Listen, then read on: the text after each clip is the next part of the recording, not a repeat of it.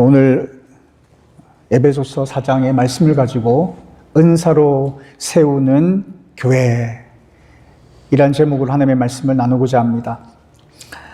성경을 읽다 보면 어떤 사람이나 어떤 사건들, 또 어떤 그 제도와 같은 것들이 계속적으로 일정한 패턴을 가지고 반복적으로 사용되어지고 있는 것을 우리가 발견하게 됩니다.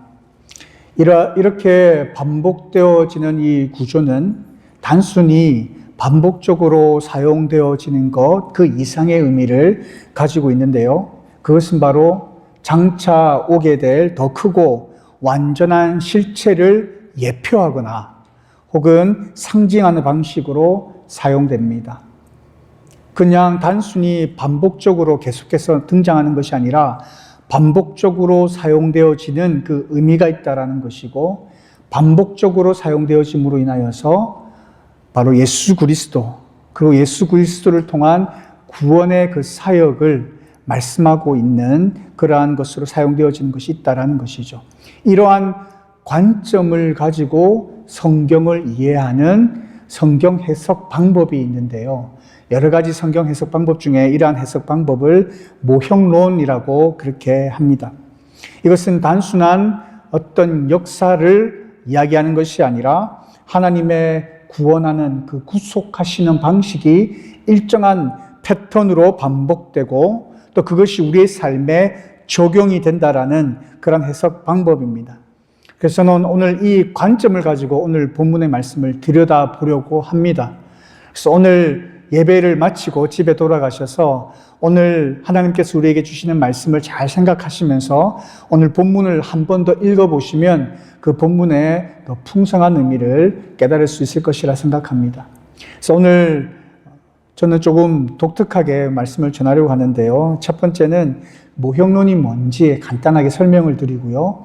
그 모형론의 그 반복되어지는 패턴의 예로서 무엇이 있는지에 대해서 그 예를 조금 설명해 드리겠습니다. 그리고 이렇게 반복되어지는 패턴을 통해서 도대체 무엇을 말씀하시려고 하시는지를 말씀을 드리고, 마지막 적용적인 부분에 있어서 그럼 이 말씀이 우리에게 어떻게 적용되어져야 할까, 이렇게 말씀을 드리려고 합니다.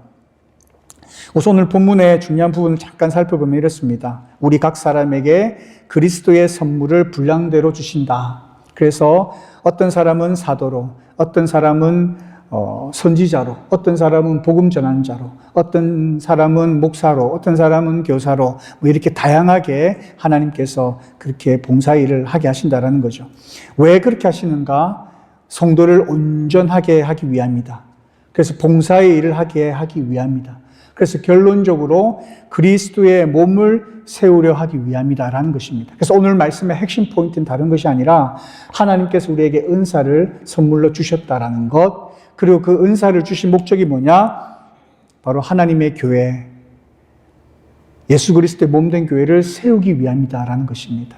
그래서 오늘 주신 말씀을 통하여서 우리가 깊이 한번 생각해보고, 지금 나는 올바로 살아가고 있는가? 나는 지금 교회에서 하나님께서 나에게 주신 그 은사를 가지고 정말 잘 활용하며 교회를 섬기며 교회를 아름답게 세워가고 있는가? 스스로를 점검해보는 시간 됐으면 좋겠습니다. 제가 앞서 모형론에 대해서 말씀을 드렸는데요. 간단하게 설명드리면 구약에 어떤 사건이 등장합니다. 그리고 인물이 등장합니다. 또 여러 가지 일들이 함께 연이어 등장하는데요. 이러한 사건들이 일정한 패턴을 가지고 반복적으로 사용되어집니다. 그리고 반복적인 그 패턴을 통해서 결국에 이 신약의 예수 그리스도를 조명하고 있고 예수님의 그 구속 사역을 예시하며 예표하고 있는 그러한 형식으로 나타나고 그렇게 해석되어지는 방식이 바로 모형론이다, 이렇게 말씀을 드렸습니다. 이러한 모형론의 여러 가지 패턴들이 있는데요. 그것 중에 하나가 엑소더스 모티브라는 게 있습니다. 여러분, 엑소더스가 뭡니까? 출애굽기 영어로 이야기하면 엑소더스죠, 이렇게 생각하고 계시는데요. 이 엑소더스라는 단어가 어디서 왔냐면 그리스에서 왔어요. 엑스토스라는 그런 단어인데요. 이것은 밖으로 나아가는 길이라는 단어에서 왔어요. 엑라는 것은 우리 영어로 out out라는 의미를 갖고 있어요. 밖으로라는 의미가 있어요. 그래서 exit 할 때에 ex가 그 의미입니다. out이라는 의미이고요. it는 go라는 어원을 가지고 있거든요. 그래서 exit이라고 할 때 밖으로 나가는 길, 이런 식으로 이제 우리가 이해할 수가 있는 거죠. 그런 것처럼 ek라는 이러한 접두어는 밖으로라는 단어를 가지고 있고요. 호도스라는 단어는 길이라는 단어예요. 그래서 밖으로 나아가는 길. 그러니까 출애굽의 그 의미는 애굽에서 억압되어 있다가 애굽을 빠져나가는, 그래서 엑소더스라는 단어가 왔고요. 그렇게 이름이 붙여져서 엑소더스, 출애굽기라고 그렇게 이름이 붙여졌습니다. 그러나 그 원래의 뜻은 밖으로 나아가는 길이라는 그런 의미를 갖고 있습니다. 죄송합니다. 여기서 엑소더스라는 것은 출애굽기를 의미하는 것이 아니라 엑소스 모티브라는 밖으로 나아가는 어떤 패턴을 의미하는 것이죠. 그런 패턴이 성경에 여러 가지로 나타나고 있는데 하나님께서는 일정한 방식으로 억압되어 있는 하나님의 백성들을 구원하시고, 또 구원하실 때 그냥 구원하신 것이 아니라 그들에게 선물을 주셔서 보내시고, 그리고 그들은 그 선물을 가지고 단을 세우고 하나님 앞에 예배하는 그러한 형태로 나타나는 모습들을 보게 됩니다. 이러한 형태, 이러한 패턴이 반복적으로 나타나고 있다는 거예요. 그러한 예를 하나씩 한번 들어보겠습니다. 그 첫 번째 예는 뭐냐면 아브라함이에요. 하나님께서 아브라함에게 내가 너에게 지시한 땅으로 가라라고 해서 가나안 땅으로 갑니다. 그런데 가나안 땅으로 왔는데 곧바로 시련을 만납니다. 어떤 시련을 만납니까? 기근이 들지요. 가뭄이 들어서 어디로 가냐면 애굽으로 내려갑니다. 그 애굽에서 내려가서 보니까 자기 아내 사라가 너무 이쁜 거예요. 그래서 이 아내 때문에 죽음을 당할 것 같아서 어떤 거짓말을 합니까? 나의 누이다라고 거짓말을 하게 됩니다. 이러한 상황 속에서 바로는 그 사라를 취하게 되지요. 그리고 바로의 어떤 영향력 아래 있게 됩니다. 억압 속에 있게 된다는 겁니다. 이때 하나님께서는 바로에게 꿈으로 나타나셔서 그 여인이 누구인지를 알게 하시고 내보내는데, 어떻게 보면 이 아브라함의 거짓말로 인해서, 아기가 없었잖아요, 바로는. 아브라함의 거짓말로 인해서 멸망당할 수밖에 없는 상황이었지만 희한하게도 내보낼 때에 아브라함의 모든 그 재산을 다 가지고 나아가게 합니다. 창세기 13장 1절에 보면 아브라함이 애굽에서 그와 그의 아내와 모든 소유와 롯과 함께 네겝으로 올라가니 아브라함에게 가축과 은과 금이 풍부하였더라, 이렇게 기록되어 있어요. 그렇게 내보냅니다. 그렇게 내보내고 난 다음에 아브라함이 했던 것은 뭐냐면 베델로 돌아와서 단을 쌓아 하나님 앞에 예배하는 모습으로 나타납니다. 이게 그 패턴, 이러한 반복적인 패턴 가운데 하나의 예입니다. 그럼 이삭을 한번 살펴볼까요? 이삭도 똑같습니다. 흉년이 들어서 그랄 땅으로 갑니다. 아버지와 똑같은 일이 벌어지지요. 아내 리브가의 아름다움으로 인해서 또 거짓말을 합니다.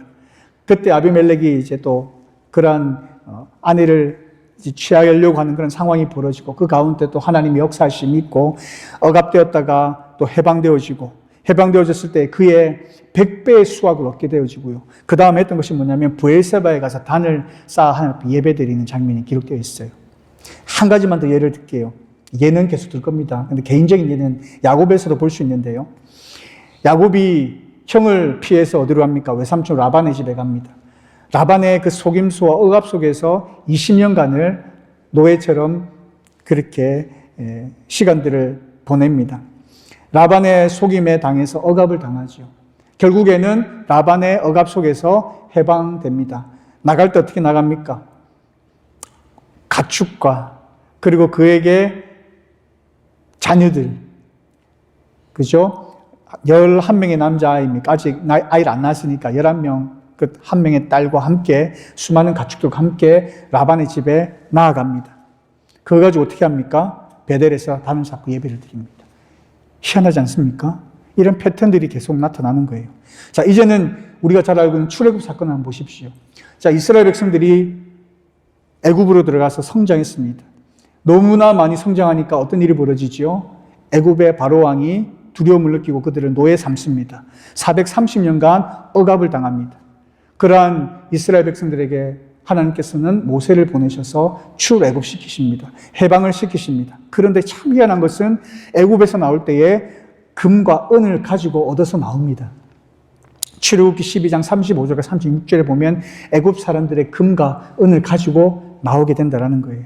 그거 가지고 뭐 하죠? 시내 산에서 하나님 앞에 예배합니다. 이것은 제가 앞서 말씀드렸던 아브라함과 이삭과 야곱은 개인적인 어떤 그 구원이라고 한다면 이 출애굽 사건은 개인을 넘어 민족적인 차원의 구원이라 이렇게 볼 수 있는 거죠. 그 이후에도 이런 패턴이 계속 나타납니다. 한 두 가지 예를 더 들면요. 언약궤가 있죠. 법궤가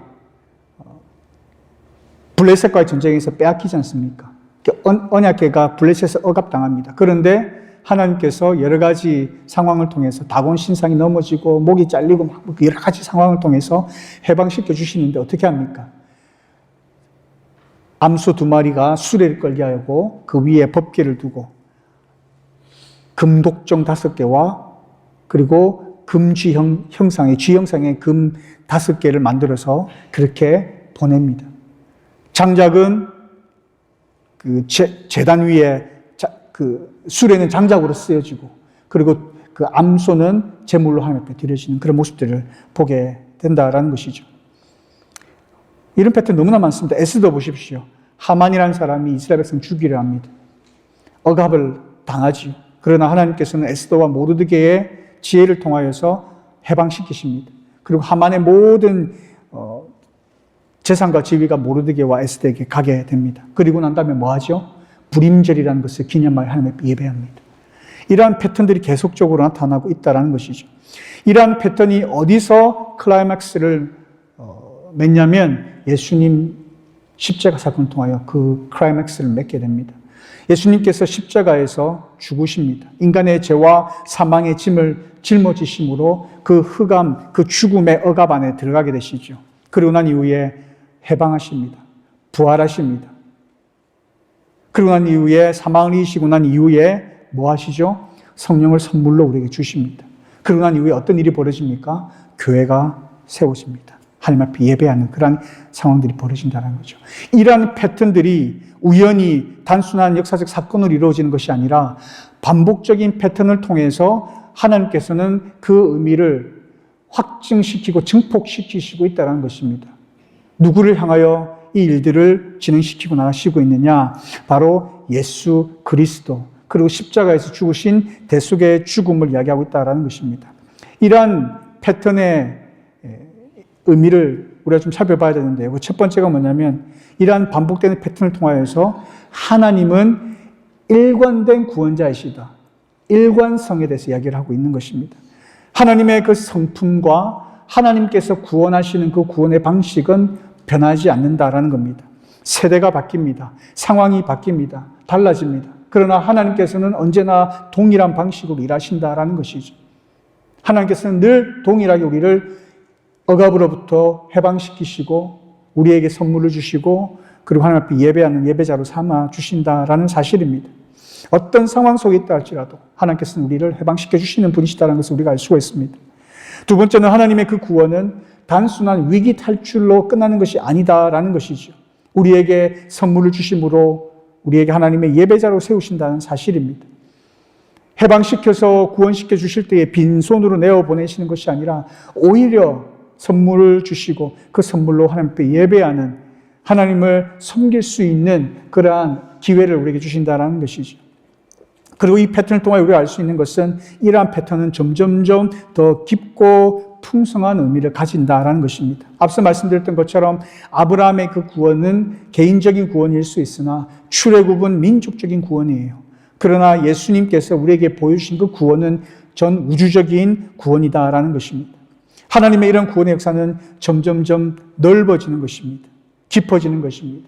그리고 바로 예수 그리스도 안에서 완성되어지는 것입니다. 마지막으로 이 패턴의 이 목적은 뭐냐면 하나님의 백성을 하나님의 예배자로 세우시는 것에 목적이 있다라는 것이죠. 우리를 억압에서 해방시키시고 성령을 우리에게 선물로 주신 이유는 무엇인가? 우리로 하여금 하나님 앞에 예배하는 예배자로 세우시기 위함이다라는 거예요. 그래서 궁극적인 그 목적은 뭐냐면 하나님을 예배하고 하나님 앞에 영광을 올려드리도록. 그러니까 하나님께서 인간을 최초로 처음 창조하셨을 때 그 창조의 목적이 뭐죠? 하나님 앞에 하나님을 영화롭게 하고 하나님 앞에 예배하는 자로 세우시기 위한 그 하나님의 그 목적을 완성하시기 위한 그 목적이 있다는 것을 우리가 보게 된다는 것입니다. 그래서 이런 패턴을 우리의 삶에 개인적으로 적용시켜 보자고 한다면 이렇습니다. 우리는 죄인이었습니다. 우리는 죄와 이 세상의 유혹 속에 사로잡혀 있었던 자들입니다. 에베소서 2장 3절 말씀에 보면 전에는 우리도 다 그들 가운데서 우리 육체의 욕심을 따라 지내며 육체와 마음에 원하는 것을 하여 다른 이들과 같이 본질상 진노의 자녀이었더니 이렇게 말씀하고 있습니다. 진노의 자녀였다는 겁니다. 우리는 마귀의 자녀였었습니다. 그렇게 우리는 죄의 노예가 되었었고 그러한 억압 속에 우리는 살고 있었다라는 것입니다. 그랬던 우리가 해방을 맞이한 것입니다. 에베소서 2장 8절에 보면 너희는 그 은혜에 의하여 믿음으로 말미암아 구원을 얻었다. 예수님께서 함께 십자가에서 죽으셨을 때에 우리가 함께 죽은 것이고 예수님께서 살아나셨을 때 예수님과 함께 우리는 살아나게 된 거예요. 예수님의 그 십자가의 죽으심이 나의 죽음이고 예수님께서의 그 부활이 바로 나의 부활이라는 것입니다. 그런데 하나님께서 우리를 그냥 해방시키신 것으로 끝난 것이 아니라 우리에게 선물을 주셨다는 겁니다. 그 선물이 뭐냐면 성령님인 거예요. 하나님께서 우리를 성령님을 선물로 주셨고 그 성령님께서는 우리에게 각 사람에게 맞는 필요한 은사를 주셨다라는 겁니다. 그래서 고린도전서 12장 4절과 7절에 은사는 여러 가지이나 성령은 같고 이렇게 말씀하고 있고요. 각 사람에게 성령을 나타내심은 유익하게 하려 하십니다. 이렇게 말씀하고 있는 겁니다. 그래서 우리 모두 각각 하나님으로부터 선물을 받았다. 성령을 우리에게 선물로 받았고 그 성령께서 우리에게 각자에게 필요한 은사들을 주셨다는 겁니다. 그래서 여러분은 성령의 은사들이 여러분에게 있다라는 겁니다. 왜 그런 은사를 주셨는가? 하나님 앞에 예배하기 위함이다라는 거예요. 베드로전서 2장 5절에 보면 너희는 살아있는 돌같이 신령한 집으로 세워지고 예수 그리스도로 말미암아 하나님이 기쁘게 받으실 신령한 제사를 드릴 거룩한 제사장이 될지니라. 옛날 구약에는 대제사장이 우리를 대신하여 예배를 드렸다라고 한다면 이제는 우리가 거룩한 성전이 되는 거예요. 우리가 대제사장인 예수 그리스도를과 함께 더불어 하나님 앞에 예배 드릴 수 있는 그런 제사장 직분을 우리가 갖게 되었다는 것입니다. 우리가 하나님 앞에 예배할 수 있는 예배자가 될 수 있게 되었다는 것입니다. 그래서 에베소서 4장 7절 말씀에 보면 이 은사에 대한 근원에 대해서 이렇게 말합니다. 우리 각 사람에게 그리스도의 선물의 분량대로 은혜를 주셨다. 그래서 우리가 존귀한 자인 거예요. 한 사람 한 사람 보잘것없는 자들이지만 우리가 하나님 앞에 하나님을 모시고 있는 성전일 뿐만 아니라 하나님 앞에 예배하는 예배자로서 존귀한 자가 되었다라는 것입니다. 우리에게 주신 그 은사의 목적이 무엇이라고 했습니까? 우리 이것을 놓치면 안 돼요. 에베소서 4장 12절에 이는 성도를 온전하게 하여 봉사의 일을 하게 하며 그리스도의 몸을 세우려 하심이라.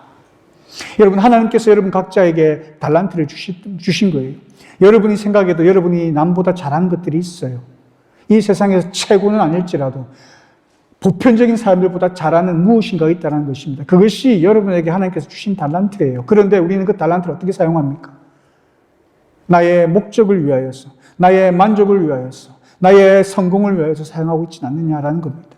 사실 하나님께서 여러분에게 주신 그 달란트를 주신 목적은 뭐냐면 우리가 잘 먹고 우리가 잘 살기 위하여 하나님 주신 것이 아니에요. 내 삶의 행복을 위하여 주신 것이 아니라 하나님을 기쁘시게 하기 위하여서, 하나님 앞에 예배하기 위하여서, 하나님께서 예수 그리스도께서 세우신 몸된 교회를 위하여, 교회를 아름답게 세우기 위하여 주신 것임을 우리가 기억해야 한다는 거예요. 여러분 한번 생각해 보십시오. 여러분 가운데 어떤 은사가 있는지, 여러분 가운데 어떤 은사가 있는지 한번 생각해 보시라는 겁니다. 여러분 가운데 섬김의 은사가 있습니까? 여러분 가운데 가르치는 은사가 있으십니까? 권면하고 위로하는 은사가 있으십니까? 여러분 가운데 어떤 리더십의 은사가 있으십니까? 어떤 은사이든지 간 하나님께서 여러분에게 주신 그 은사가 있고 그 은사는 내 자신을 위한 은사가 아니라 그리스도의 몸된 교회를 세우기 위해 하나님께서 주신 그 은사임을 기억하시라는 거예요. 반복적인 패턴을 통하여서 하나님께서 왜 은사를 주셨는지를 우리가 기억해야 할 것이고, 그 주신 그 은사를 위하여 내가 무엇을 위하여 살아가야 할 것인가, 내가 교회를 어떻게 세워가야 할 것인가, 그것이 우리에게 있어서 계속되는 고민거리가 되어야 된다라는 것입니다. 각자에게 주신 그 은사가 다양합니다. 우리의 몸의 기능이 다양합니다. 마찬가지입니다. 우리가 눈으로 볼 수가 있고, 귀로 들을 수가 있고, 말로, 입으로 말을 할 수가 있고, 손으로 우리가 무엇인가 다 만질 수가 있고, 만들 수가 있고, 우리가 발로 걸어갈 수 있는 것처럼 우리의 모든 기능은 다 유익한 것으로 함께 협력해야 하는 것입니다. 그러나 눈은 보는 것이 가장 중요하다고 생각할 수 있어요. 귀는 듣는 것이 가장 중요하다고 생각할 수 있단 말입니다. 입도 그렇고 손도 그렇고 발도 그렇습니다. 그러나 자기가 할 수 있는 것이 가장 중요하다고만 생각한다면 그것이 하나의 기능으로 작용할 수 있겠느냐라는 것입니다. 에베소서 4장 16절에 뭐라고 하고 있습니까? 그에게 온 몸이 각 마디를 통하여 도움을 받음으로 연결되고 결합되어 각 지체의 분량대로 역사하여 그 몸을 자라게 하며 사랑 안에서 스스로 세우느니라 라고 말씀합니다. 하나님께서 우리에게 주신 그 은사는 하나님의 교회를 아름답게 세워가는데 함께 동력하여 함께 협력하여 하나님의 교회를 아름답게 세워가라, 교회 안에서 서로 사랑함으로 서로 자라가라라고 하시는 말씀이 오늘 우리에게 주시는 말씀이라는 거예요. 그래서 오늘 하나님께서 우리에게 주신 이 말씀, 하나님의 그 구속의 그 의미는 현재적인 의미인 겁니다.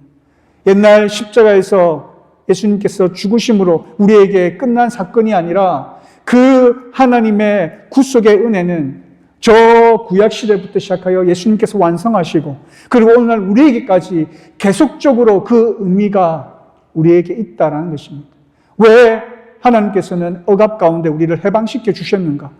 해방시켜 주시면서 왜 우리에게 성령을 선물로 주셨는가? 은사를 주셨는가? 그 은사를 가지고 우리에게 무엇 하라고 주셨는가? 나는 그 은사를 가지고 무엇을 해야 하는가? 이것이 우리에게 있어서 가장 중요한 이슈가 되어야 하고, 어떻게 하면 내가 하나님 앞에 기쁨으로 나아가며 나에게 주신 이 달란트를, 이 은사를 활용할 것인가를 고민해야 되는 것입니다. 많은 그리스도인들은 한 달란트 받은 자처럼 땅에 묻어두고 그것으로 안정감을 누리며 살아가는 성도님들이 굉장히 많은 것 같아요. 나는 아닌 것 같지만 사실 그러한 거예요. 2달란트 받은 자와 5달란트 받은 자처럼 하나님께서 나에게 주신 그 달란트를 가지고 내가 무엇을 할 수 있을까? 사람의 눈에 의식하여서 내가 너무 나서는 것은 아닌가? 아니면 내가 너무 드러내어서 인정받으려 하는 것은 아닌가? 우리 스스로를 계속적으로 살피면서 내가 우리 교회를 아름답게 하기 위하여 내가 섬길 수 있는 것은 무엇인가를 찾아가며 하나님 앞에 영광 올려드린 삶을 살아가야 되는 것입니다.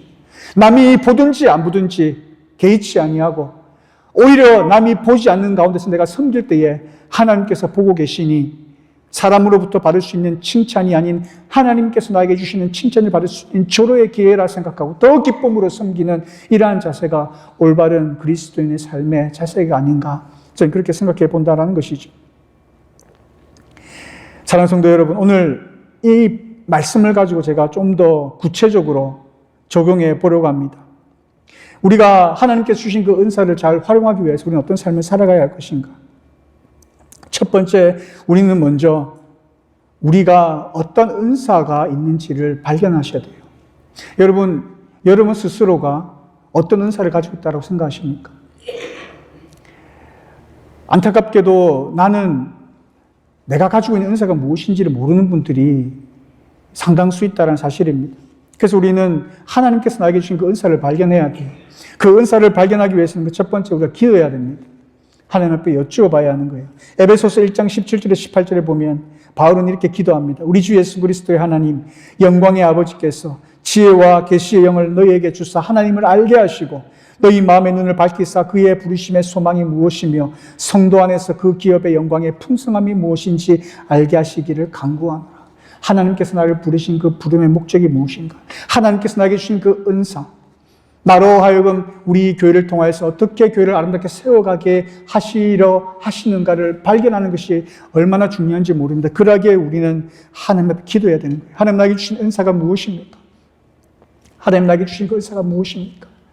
하나님 앞에 알려달라고 기도해야 되는 거예요. 두 번째는 뭐냐면 자신이 즐겁게 할 수 있는 일을 찾으시기를 바랍니다. 내가 쉽게 할 수 있는 일을 찾으셔야 돼요. 그리고 다른 사람들에게 도움이 될 만한 일을 찾으셔야 돼요. 우리 하나님께서는 기계적으로 이거 해라 저거 해라 안 하십니다. 내가 할 수 없는 일을 억지로 시키시는 하나님이 아니세요. 하나님께서는 우리에게 그런 은사를 주셔서 내가 하는 일에 즐겁게 할 수 있는, 그리고 내가 쉽게 잘할 수 있는 일, 그리고 사람들에게 도움이 될 수 있는 무엇인가 할 수 있는 그러한 은사를 우리에게 주셨다라는 것입니다. 그러하기에 우리는 그것이 나에게 무엇인지를 찾아내야 되는 거예요. 그리고 세 번째는 믿을 만한 영적 지도자나 친구들에게 물어보는 것도 아주 좋은 방법인 것 같습니다. 잠언 27장 2절에 보면 타인이 너를 칭찬하게 하고 이렇게 말씀하고 있습니다. 나는 모르지만 내가 알지 못하는 그 부분, 내가 인정할 수 없는, 인정하지 않는 그런 부분이 있을지라도 타인이 나를 인정하는 그 부분이 있는 거예요. 내가 나를 보지 못하는 부분이 있는 거예요. 나는 그냥 익숙해서 하는 행동이지만 그러나 나의 이러한 행동을 통하여 타인이 위로를 받고 타인이 도움을 받고 타인이 은혜를 받는 무엇인가가 있다는 것입니다. 그게 무엇인가를 잘 살펴봐야 돼요. 그래서 때로는 나의 친한 친구 아니면 영적 지도자 아니면 나와 함께하는 영적인 동역자에게 물어보는 것도 아주 좋은 방법인 것 같습니다. 그리고 마지막에는 다양한 섬김의 기회에 여러분 참여하십시오. 참여해 보는 겁니다. 이거 섬겨보고 저거 섬겨보고 이렇게 경험하다 보면 진짜 나에게 주신 은사가 무엇인지를 발견하게 된다는 거예요. 사랑하는 성도 여러분, 하나님께서 우리에게 주신 은사가 분명히 있습니다. 있다고 한다면 우리가 그걸 발견해야 돼요. 발견하는 것은 우리의 책임입니다. 어떻게 발견해야 합니까? 기도하고 또 내 안에서 내가 정말 즐겁게 할 수 있는 것, 쉽게 할 수 있는 것, 잘할 수 있는 것이 무엇인가를 발견하고 옆에 물어보십시오. 그리고 다양한 섬김의 기회에 참여하셔서 섬겨보십시오. 어떠한 것이 나에게 적합한가? 그것을 통하여 우리는 우리에게 주신 그 은사를 발견할 수 있습니다. 그리고 두 번째는 그 은사를 활용하셔야 합니다. 고린도전서 12장 7절을 보면 각 사람에게 성령을 나타내심은 유익하게 하려 하심이다라고 말씀하고 있는 거예요. 그래서 우리가 그것을 활용하기 위해서 해야 할 일은 뭐냐면 작은 일에서부터 시작하시기를 바랍니다. 내가 큰 일을 하려고 한다면 부담이 되어 살 수가 없는 거예요. 내가 할 수 있는 작은 일부터 시작하십시오. 마태복음 25장 21절에 예수님께서 이렇게 말씀하셨어요. 내가 적은 일에 충성하였기에 내가 너에게 많은 것을 맡긴다. 작은 일에 충성하는 자가 큰 일을 할 수 있는 겁니다. 작은 일에 충성한 자에게 하나님께서는 큰 일을 맡기신다는 거예요. 그래서 여러분에게 주어진 여러 가지 일들이 있겠지만 그 중에 작은 일이라도 거기서부터 시작하시기를 바랍니다. 두 번째는 여러분 지속적으로 섬기시기를 바라요. 요거 조금 했다가 그만두고 저거 했다가 그만두고 하는 것이 아니라 우리에게 주어진 일들을 지속적으로 꾸준하게 하는 거예요. 운동선수가 꾸준하게 훈련하는 이유는 무엇이겠습니까? 그것이 나에게 적응되도록 꾸준히 지속적으로 그렇게 하는 거예요. 그렇게 하다 보면 어느 순간에 하나님께서 우리에게 알게 하시고 깨닫게 하시고 그곳에서 아름다운 열매를 맺게 하신다라는 겁니다. 갈라디아서 6장 9절에 보면 우리가 선을 행하되 낙심하지 말지니 포기하지 아니하면 때가 이름에 거두리라 이렇게 말씀하고 있습니다. 지속적으로 하는 것이 얼마나 중요한지를 말씀하고 있습니다. 그리고 세 번째는 겸손하게 섬기는 것입니다. 베드로전서 4장 10절에서 12절에 보면 각각 은사를 받은 대로 하나님의 여러 가지 은혜를 맡은 선한 청지기 같이 서로 봉사하라. 이는 범사의 예수 그리스도로 말미암아 하나님이 영광을 받으시게 하려 함이라 이렇게 말씀하고 있는 겁니다. 우리가 우리의 은사를 활용하여 섬기는 이유는 사람들에게 영광을 받기 위함이 아닙니다. 사람들에게 내 자신을 드러내기 위함이 아니에요. 내가 이렇게 섬기고 내가 이렇게 도움을 줌으로써 그 사람으로부터 내가 어떠한 평가를 받기 위함이 아니라 하나님의 영광을 위함이다라는 거예요. 내가 내 자신을 자랑하는 것이 아니라 다른 사람을 섬김으로 하나님의 영광을 드러내는 그 일에 그 은사를 사용해야 되는 거예요. 그러기에 나는 보는 것이 가장 중요하다고 생각해. 나는 말하는 것이 가장 중요하다고 생각해. 나는 듣는 것이 가장 중요하다고 생각해. 나는 손으로 발로 하는 것이 가장 중요하다고 생각해. 마치 내가 가지고 있는 그 은사가 가장 중요한 일이라 생각하면서 떠벌리며 살아가는 그러한 삶을 하나님께서 기뻐하시지 아니하고 또 그것은 하나님께서 우리에게 주신 그 은사와 맥을 같이 하지 않는다는 것을 여러분 기억하시기 바랍니다. 그러하기에 겸손한 마음으로 함께 협력하고 함께 돕는 그런 자세가 필요합니다. 그리고 마지막으로 사랑으로 섬기는 겁니다. 고린도전서 13장 1절에서 3절에 보면 내가 사람의 방언과 천사의 말을 할지라도 무엇이 없으면, 사랑이 없으면 나는 소리나는 구리와 울리는 꽹과리가 된다, 이렇게 말씀합니다. 그 가운데 사랑이 없으면 아무것도 아니라는 말씀입니다. 그 가운데 사랑이 없으면 나의 섬김이, 나의 헌신이 아무것도 아니라는 말씀입니다. 하나님께서는 그것을 보신다라는 것이죠. 그랬을 경우에 어떠한 결과가 주어지는가? 첫 번째로 우리 자신이 영적으로 성숙해진다라는 겁니다. 우리 읽었던 본문 13절에 보면 우리가 다 하나님의 아들을 믿는 것과 아는 일에 하나가 되어 온전한 사람을 이루어 그리스도의 장성한 분량이 충만한 데까지 이른다라고 말씀합니다. 은사를 사용하여 교회를 세워가는 과정 가운데 우리도 함께, 자신도 함께 성장하는 것입니다. 마치 운동을 하면 자신의 몸이 건강해지는 것처럼 우리가 은사를 가지고 교회를 섬길 때에 우리의 영성도 함께 성장해 간다라는 거예요. 제가 중등부 전도사로 있었을 때 가르쳤던 아이들이 성장을 했어요. 대학생이 되었습니다. 그때 제가 찬양 인도를 하는 그러한 섬김하는 가운데 있었는데요. 그때 당시에 대학부 목사님이 대학생 학생들을 다 교회에 섬기지 못하고 성경 공부하도록 했습니다. 찬양 리더로, 싱어로 섬기던 아이들이 우리는 이제는 배워야 할 때다.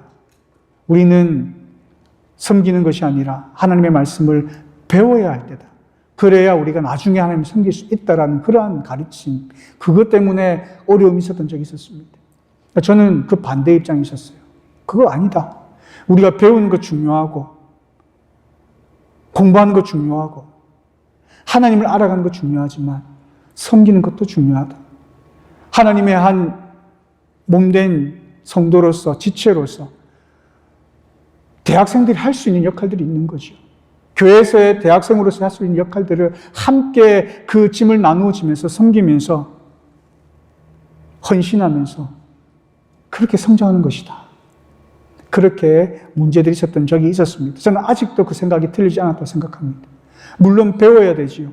그러나 동시에 섬기는 것도 굉장히 중요합니다. 그 과정 속에 성장하는 것입니다. 하나님께서 우리에게 주신 그 은사가 있습니다. 그 은사를 가지고 우리가 교회에서 섬길 때 때로는 힘이 들 수 있어요. 어려울 수 있어요. 그러나 교회를 아름답게 세워가면서 그 가운데 우리의 믿음도, 우리의 신앙도 함께 성장해 가는 거예요.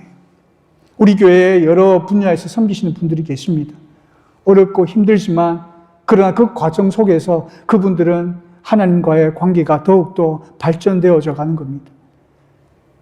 영적으로 깊은 침체 가운데 있다 할지라도 하나님을 향하여 부르짖는 그러한 부르짖음이 있게 되고 결국에는 하나님과의 만남이 있게 되어지고 회복되어지는 역사들이 있게 되어지는 것입니다.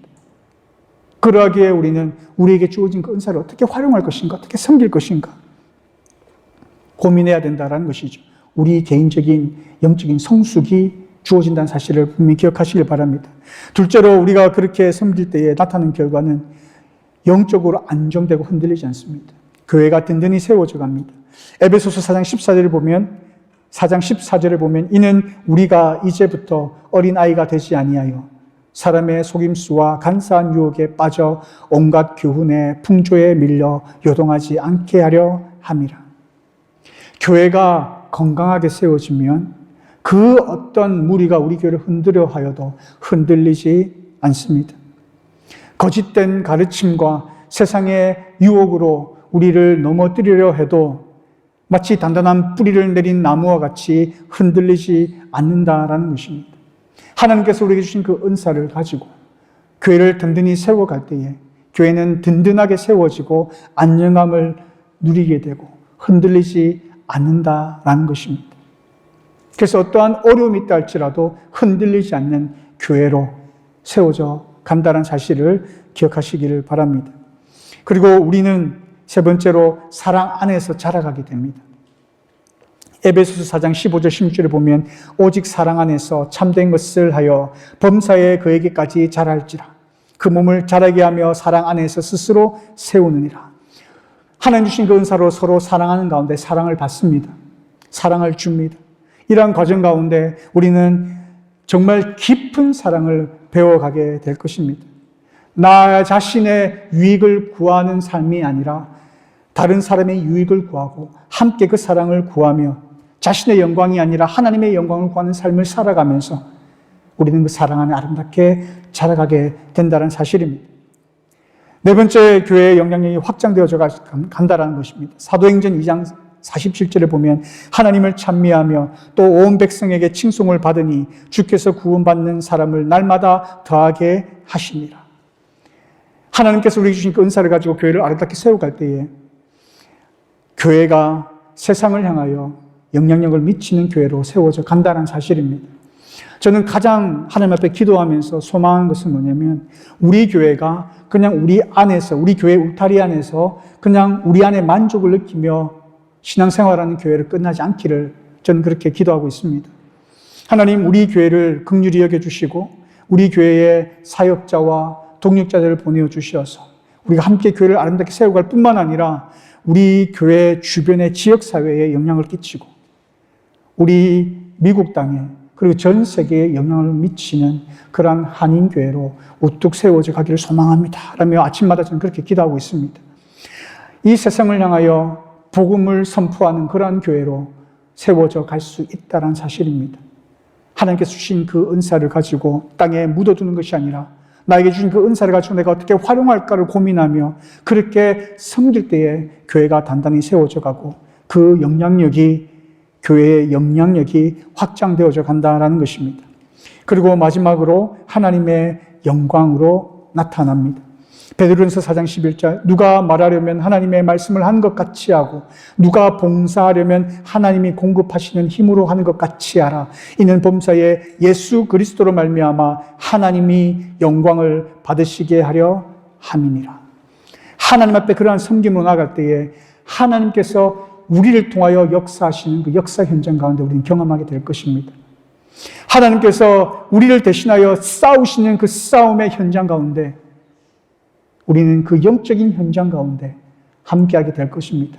하나님께서 우리를 통하여 어떠한 일을 이루어 가시는가, 우리를 통하여 어떠한 일을 성취하시는가, 우리는 그것을 보게 될 것이고 우리는 하나님께서 하시던 일들을 우리의 입술로 고백하며 증거하며 살아가는 삶을 살아가게 될 것입니다. 그것이 바로 하나님 앞에 영광을 올려드리는 삶입니다.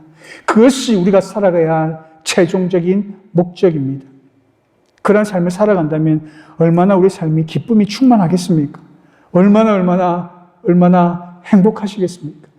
나를 통하여 하나님께서 영광 받으시고 나를 통하여 하나님 역사하시고 나를 통하여 일하신 그 하나님의 그 일들을 증거하며 살아가는 그 삶이 얼마나 우리에게 참 만족감을 주는 그런 삶이겠느냐라는 말씀입니다. 말씀을 맺겠습니다. 사랑하는 빛과 소금 한인교회 성도 여러분 어떤 삶을 살아가길 원하십니까? 하나님께서는 하나님의 그 구속의 이야기를 옛날 구약시대부터 오늘날 지금까지 계속적으로 반복적인 패턴을 통하여 우리에게 말씀하고 계십니다. 하나님께서는 우리가 죄로부터 억압되었던 상태에 있었던 우리들을 해방시켜 주셨고 예수 그리스도를 통하여 해방시켜 주셨고 그것으로 끝나는 것이 아니라 성령을 우리에게 선물로 주셨으며 우리에게 성령의 은사를 허락하셨습니다. 그 선물을 주신 이유는 다른 것이 아니라 하나님의 교회를 아름답게 세우라 그러한 의미를 주신 거예요. 내가 나이가 들었다고 해서 내가 물질적으로 부족하다고 해서 내가 건강이 좋지 못하다고 해서 그것이 아니라 각자에게 주신 하나님의 은사가 있기에 어떠한 상황과 어떠한 형편 속에서도 우리가 할 수 있는 일이 있다는 사실입니다. 그래서 우선 우리는 나에게 주어주신 그 은사가 무엇인지를 발견해야 됩니다. 그 은사를 활용해야 합니다. 그 은사를 통하여 하나님 앞에 영광을 올려드리는 삶을 살아가셔야 합니다. 그것을 위하여 하나님께서 우리를 부르셨습니다. 여러분, 우리에게 주신 나 개인에게 주신 그 은사가 무엇인지를 하나님 앞에 기도하면서 찾으시기를 발견하시기를 간절히 소망합니다. 그리고 발견되었다고 한다면 그것을 가지고 하나님의 교회를 아름답게 세워 가십시오. 그랬을 경우에 하나님께서 여러분을 통하여 어떻게 여러분을 성장시켜 주시고 여러분을 통하여 어떻게 하나님께서 귀하게 사용해 주시는지를 경험하시면서 하나님 앞에 하나님 하신 일들을 증거하며 하나님의 이름을 높여드리며 살아가는 복된 삶을 살아가는 저와 여러분의 삶이 되시기를 주님의 이름으로 축원드립니다. 오늘 주신 말씀을 우리가 생각하면서 이 시간 하나님 앞에 기도했으면 좋겠습니다. 하나님께서 진노의 자식이었던 우리들을 예수 그리스도의 그 십자가 대속의 죽음으로 구원시켜 주셨습니다. 그 죄로부터 해방시켜 주셨고 성령을 우리에게 선물로 주셨습니다. 그 성령께서는 우리에게 각자 각양의 은사를 각 사람에 맞게끔 허락하셨습니다. 그 은사를 주신 이유는 다름이 아니라 하나님의 교회를 아름답게 세워가라. 그러한 사명을 우리에게 주심으로 주신 거예요.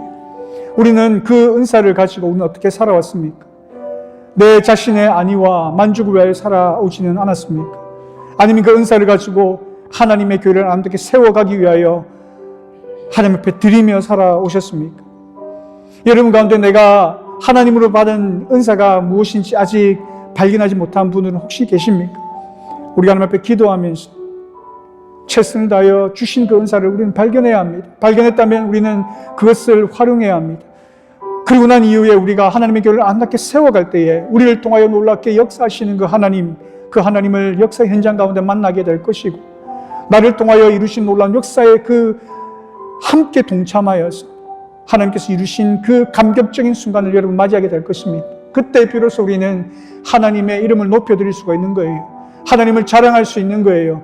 하나님께서 우리에게 허락하신, 맡겨주신 그 사명, 예수 그리스도의 증인된 삶을 살아갈 수 있는 거예요. 여러분 그 삶을 살아간다면 우리의 삶은 얼마나 행복하겠습니까? 얼마나 감격적인 순간들이겠습니까? 하나님께서 우리에게 하나님의 도구로 부르신 것은 단순히 우리를 일하게 하시기 위한 것으로 우리를 부르신 것이 아니에요.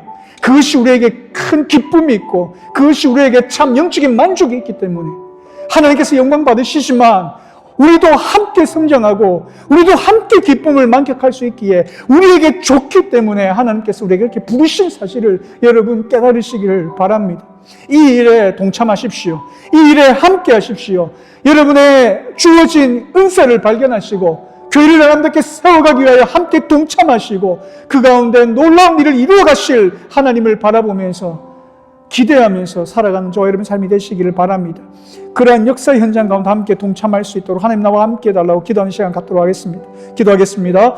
좋으신 아버지 하나님, 하나님의 은혜를 감사를 드립니다.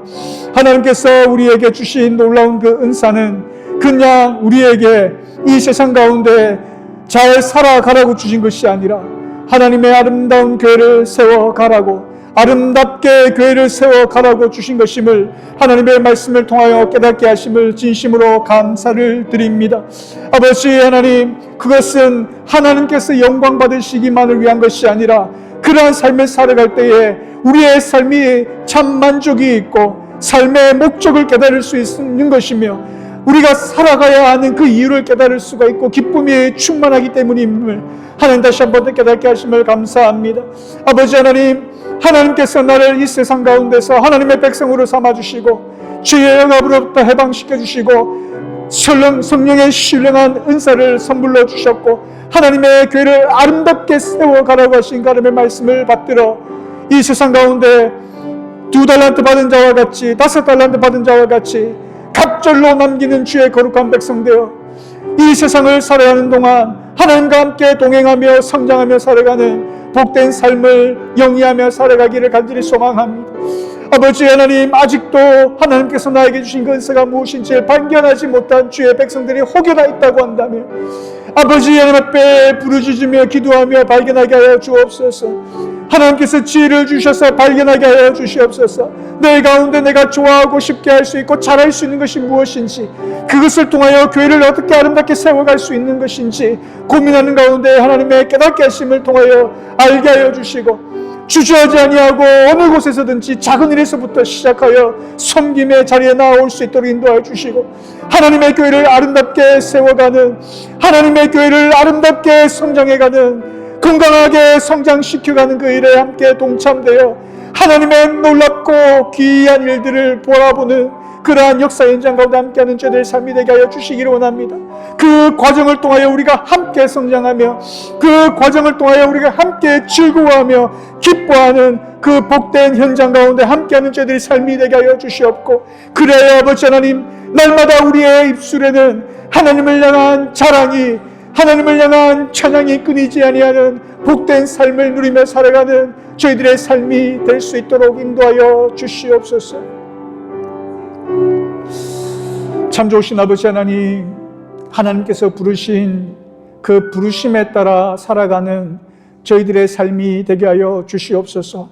우리에게 주신 그 은사들 감사함으로 하나님 앞에 돌려드리는 저희들의 삶이 되게 하여 주시고, 우리에게 때로는 힘이 들고 어려운 순간일지라도 오히려 그 과정을 통하여 하나님을 더 깊이 알아가며, 하나님께서 우리를 얼마나 사랑하시는지를 깨달아 알아가며, 나의 삶을 통하여 역사하시는 그 하나님의 역사를 또 경험하고 바라보며 그 하나님을 찬양하며 증거하며 살아가는 저희들의 삶이 될 수 있도록, 그러하여서 은사로, 성령께서 우리에게 주신 그 은사로 아름답게 교회를 세워가는 교회가 될 수 있도록, 그 일에 함께 동참할 수 있도록 우리 주의 사랑하는 성도들 한 사람 한 사람 될 수 있도록 인도하여 주시옵소서.